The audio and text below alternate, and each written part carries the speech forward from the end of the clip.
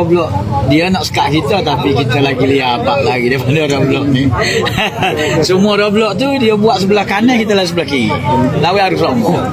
Jadi Pentas siasatan dibuka di bawah Seksyen 504 Kanun Kesiasaan, Seksyen 233 Akta Komunikasi dan Multimedia 1998 dan Seksyen 14 Akta Kesalahan-Kesalahan Kecil 1955.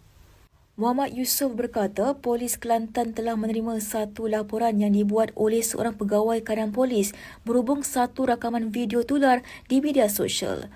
Dalam video berkenaan, seorang individu lelaki mengeluarkan kenyataan berunsur mempelekeh dan memperbodohkan anggota polis semasa menjalankan penugasan sekatan jalan raya.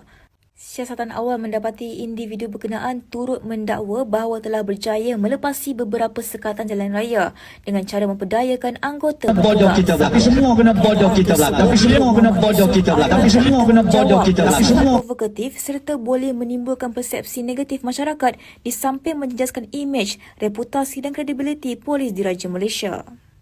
Tegas beliau, sebarang perbuatan yang boleh menjatuhkan kehormatan pasukan keselamatan atau menghakis keyakinan awam terhadap penguatkuasaan undang-undang akan diambil tindakan tegas tanpa sebarang toleransi.